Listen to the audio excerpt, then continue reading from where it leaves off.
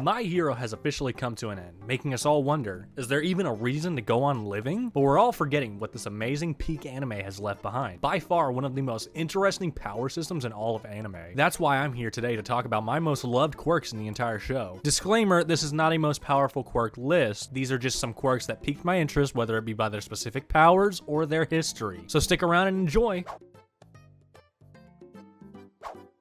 Just how it sounds, clones allows the users to create multiple clones of themselves at will, with the max being said to be 36 if ectoplasm. The Quirks user is in a good mood. But the weird thing about it is that the user has to vomit up a viscous, sploogey looking liquid from their mouth, and then the liquid forms into multiple clones. Each clone seems to share the same mind, meaning the user can see what the clone sees and learn what the clone learns, making it extremely useful for crowd control and reconnaissance. But some of you freaks out there might use this quirk for some disgusting, gross, and diabolical uses. But could you imagine laying pipe to yourself? Yeah, it'd be best never to let this quirk come into reality.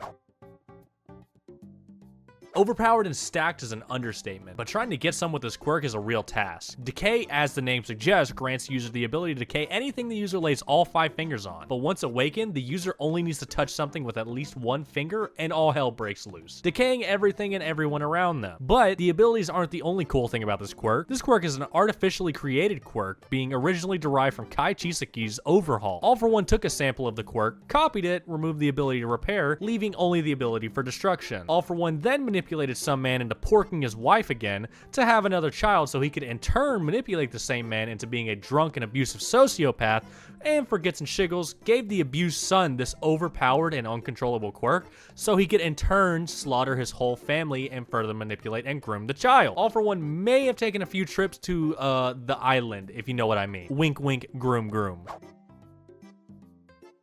Specifically talking about Fleck Turn's version of the quirk for comedic purposes, because I can't lie, this quirk is almost a curse. It sounds super cool for combat, but for everyday life it kinda sucks major horsecock. This quirk grants the user the ability to automatically reflect anything and anyone that comes into contact with the user. Basically meaning as long as you don't meet a one for all using Deku, you should be fine. But once, you know, you want to get freaky deaky with your lady or man friend, you can't really do that, because anything that touches you gets reflected back. I don't really know how this would affect, like, docking, but the way it's described, I don't think it would be very enjoyable. But if you're just in combat all the time and have like no personal life or bitches, I guess you'd be like a super cool hero or villain.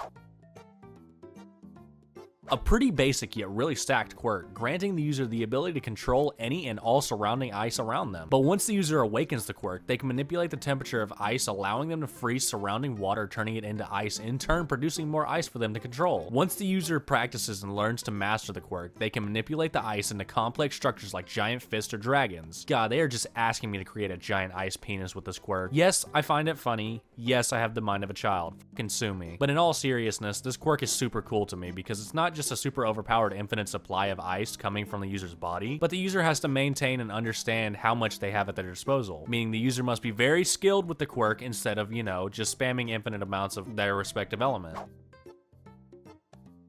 Oh yeah, this is my type of quirk, flicker gooning at its peak. This quirk gives the user the ability to accelerate to extreme speeds, causing it to look like no one and nothing around them is moving. It also stimulates the brain, speeding up the user's thoughts and perception. Like, I can see why All for One stole this quirk. It sounds super overpowered, being able to not only outspeed opponents, but being able to outthink them in seconds. But I would have loved to see more of Knuckle Duster's use of it, considering number 6 had multiple quirks at his disposal, not just relying on overclock. One of the only downsides is that the user has to take a break in between uses due to lack of oxygen supply, and it can only be used for seconds at a time. Though, if you're an All for One suck-off, this weakness can be nullified by other quirks. Okay, so I may be a big fan of this quirk and Gran Torino. This quirk gives the user holes in their feet in which they shoot air out of them to zoom and fly around at super high speeds. Like, if I had to pick a quirk that wasn't too overpowered and just the right amount of skill-based balance, then this would be my quirk. I don't know how I'd feel about having weird holes in the bottom of my feet. I feel like they'd get super infected often with, you know, dirt, but I guess you could put like a thin sheet of screen over them so every time you step in dog shit, it doesn't lead to a gross infection comparable to the Black Plague. But off that little tangent, I more or less love this quirk more for how the user uses it. The user being LeGoat Gran Torino, who even after evolving from an average-sized man into a perfect TLC special about midgets and where they come from, he was still able to mollywop some nasty-ass villains, only being taken down by the literal main villain. But if I'm honest, Gran Torino is one of my top 5 in the verse for favorite characters, and so is his quirk.